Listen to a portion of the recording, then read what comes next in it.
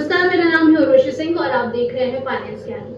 आज share market में सबकी नजर क्रेज़ेक पर टिकी हुई है क्योंकि आज क्रेज़ेक का फाइनल शेयर अलॉटमेंट किया जाएगा।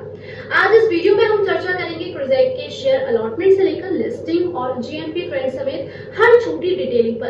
लेकिन इससे पहले आपको एक छोटा सा इंट्रोडक्शन भी दे देते हैं कि आखिर क्रेज़ेक क्या है और ये कंपनी आखिर क्या काम करती है। क्रेज़ेक की शुरुआत 2011 में हुई थी और ये एक B2B एजुकेशन प्लेटफॉर्म के रूप में काम करती है। Company UK, Canada, Australia, Ireland और न्यूजीलैंड जैसे देशों की यूनिवर्सिटी को दुनिया भर के 10,000 से ज्यादा एजुकेशन एजेंट से जोड़ती है, जिसके ऑपरेशंस 75 से ज्यादा देशों में फैले हुए हैं और ये सभी एप्लीकेशन को अपने खुद के टेक प्लेटफॉर्म के जरिए मैनेज करती है। कंपनी के आईपीओ की बात करें तो 860 करोड़ रुपए के क्रेज़ेक आईपीओ को हर कैटेगरी के इन्वेस्टर से जोरदार रिस्पांस मिला था और आज यानी कि 7 जुलाई को इसका शेयर अलॉटमेंट फाइनल होने जा रहा है और ये पूरी तरीके से ऑफर फॉर सेल आधारित इशू था, यानी कि कंपनी ने कोई नया शेयर जारी नहीं किया था बल्कि प्रमोटर्स ने अपनी 3.51 करोड़ शेयर्स की हिस्सेदारी को बेचकर एक फंड जुटाया था। आईपीओ के दौरान क्रेज़ेक के शेयर्स ग्रे मार्केट में खास एक्टिव रहे थे। वहीं बिडिंग के आखिरी दिन इनका ग्रे मार्केट प्रीमियम यानी कि जीएमपी करीब 42 रुपीस तक पहुंच गया था, जिससे संकेत मिले कि शेयर की लिस्टिंग करीबन 245 रुपए के इशू प्राइस से ऊपर हो सकती है। लेटेस्ट अपडेट के मुताबिक बात करें तो क्रेज़ेक के शेयर 47 रुपए के प्रीमियम पर ट्रेंड कर रहे हैं, यानी कि बाजार में अनुमान है कि शेयर 288 रुपए के आसपास लिस्ट हो सकता है।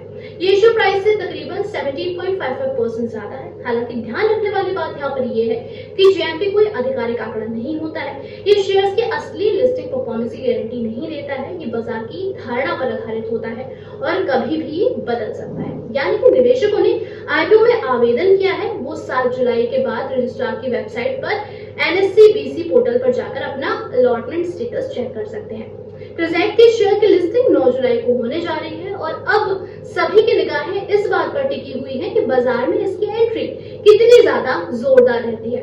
बजाज ब्रोकिंग का इस पर कहना है कि बीते 3 फाइनेंशियल ईयर में क्रेज़ेक ने एवरेज 7.70 रुपीस पर शेयर कमाई की है और 35.16% का रिटर्न ऑन नेटवर्थ दिया है। कंपनी का आईपीओ प्राइस उसकी बुक वैल्यू 28.76 रुपीस के आधार पर 8.52 टाइम्स के भाव पर लाया गया था। अगर मौजूदा फाइनेंशियल ईयर की बात करें तो आईपीओ का प्राइस टू अर्निंग रेशियो 28.3 बनता है। वहीं बीते फाइनेंशियल ईयर 2024 की कमाई के आधार पर ये प्राइस टू अर्निंग रेशियो 36.35 है। बजाज ब्रोकिंग के मुताबिक कंपनी की फाइनेंशियल परफॉर्मेंस काफी ज्यादा मजबूत है, लेकिन वैल्यूएशन थोड़ा सा ऊंचा लग सकता है। वहीं रिसर्च के मुताबिक अगर हम बात करें तो क्रेज़ेक लिमिटेड एक बिखरे हुए बाजार में काम करती है, जहां पर ज्यादातर छोटे और अनऑर्गेनाइज्ड प्लेयर्स हैं। कंपनी ने इंटरनेशनल एजुकेशन की सर्विसेज में अपनी एक खासा पहचान बना तो ली है।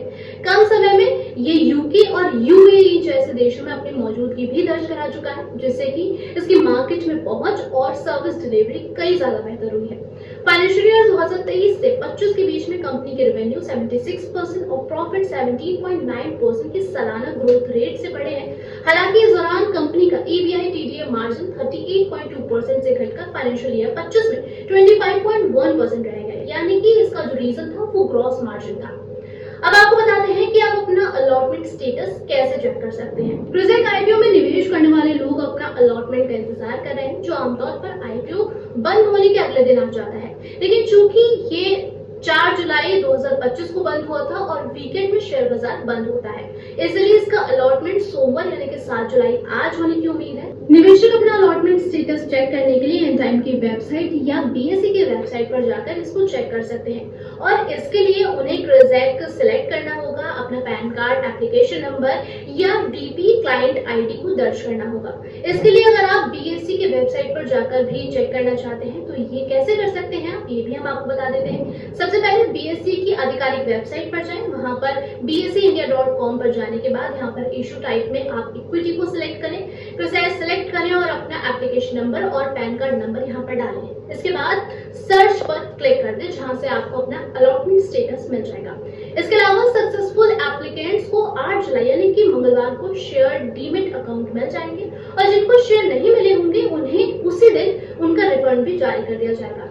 आईपीओ की बिडिंग 2 जुलाई से 4 जुलाई तक चली थी। वहीं कंपनी ने इस आईपीओ में शेयर का प्राइस बैंड 233 से 245 रुपए प्रति शेयर तय किया था। रिटेल निवेशकों के लिए मिनिमम 61 शेयर्स के एक लॉट में आवेदन जरूरी था, यानी कि अपर प्राइस बैंड के मुताबिक मिनिमम इन्वेस्टमेंट करीब 14,945 रुपए आ रहा था।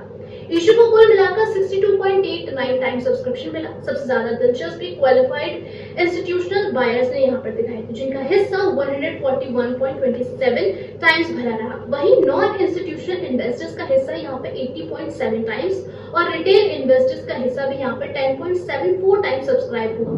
मेन इशू में पहले ही कंपनी ने ICICI prudential mutual fund, axis max life insurance और पिनब्रिज ग्लोबल फंड जैसे बड़े एंकर निवेशकों से 258 करोड़ रुपए जुटा लिए थे।